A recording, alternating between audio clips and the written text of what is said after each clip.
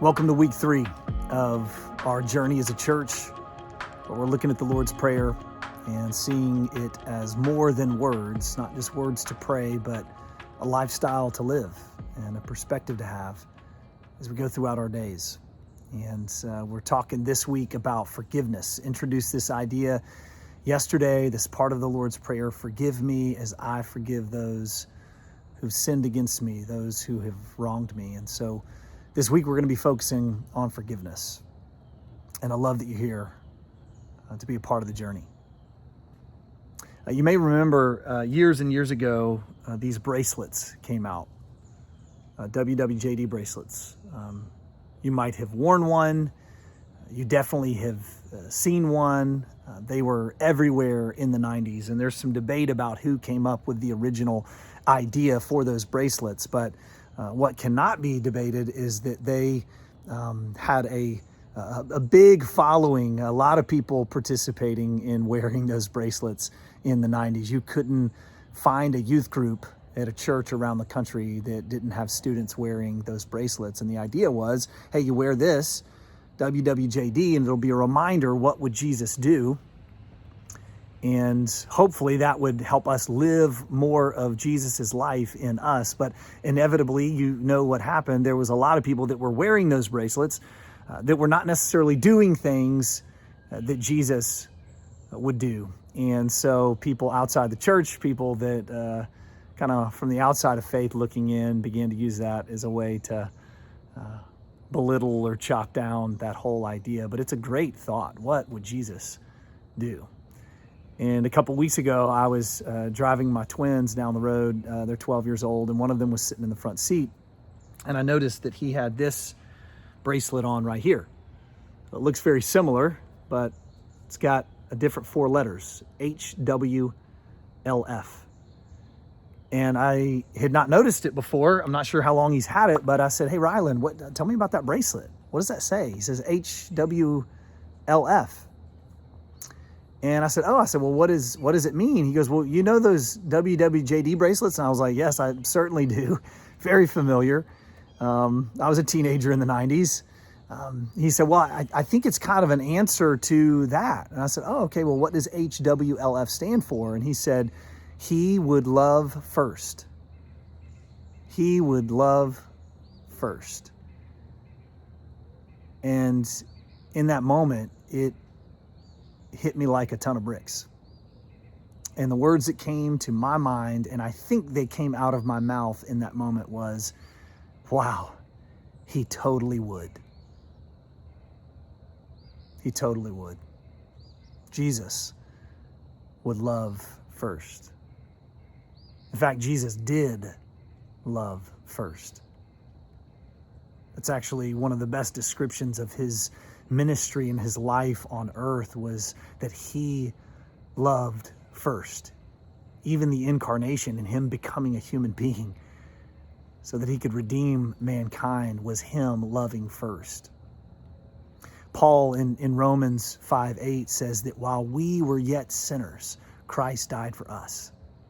God demonstrates his love for us in this, that while we were still sinners, while we were yet sinners, Christ died for us. Jesus loved first.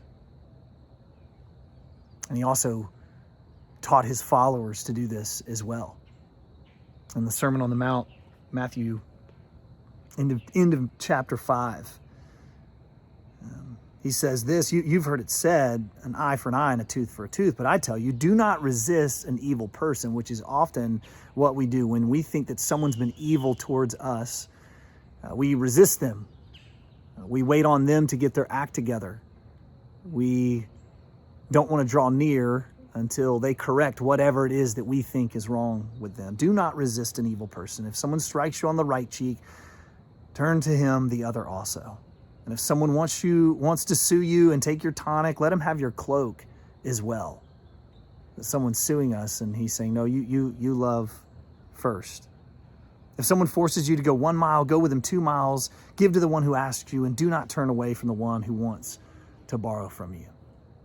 And then he says this: you've heard it said, love your neighbor and hate your enemy.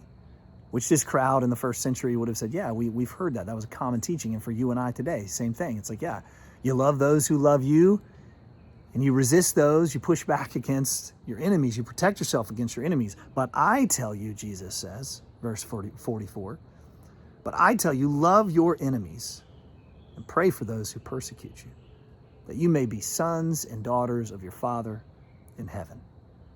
He, God, causes his sun to rise on the evil and the good. The sun shining today is shining on all of us, good and evil. His provision is coming to everyone, good and evil. He sends rain on the righteous and the unrighteous. If you love those who love you, what reward will you get? Are not even the tax collectors doing that? Jesus is saying, look, the people who are considered the worst in our society love those who are close to them. What reward will you get in doing that? And if you greet only your brothers and sisters, what are you doing more than others? Do not even pagans do that? So Jesus is saying, look, you've heard it said, love your neighbor and hate your enemy. But I tell you something different. Jesus is telling us to love first. And if we're going to successfully live out this lifestyle that he modeled in the Lord's Prayer, this part where he says, forgive us as we forgive those who have sinned against us, it means we're going to have to love first. We're going to make the first move.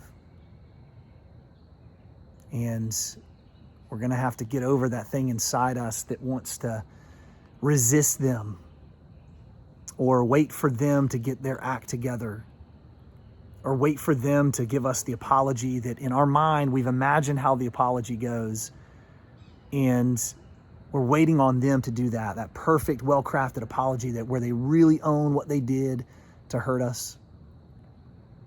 We're going to have to get over that thing inside us. We're going to have to get over our own desire for revenge or to see them pay for what they did.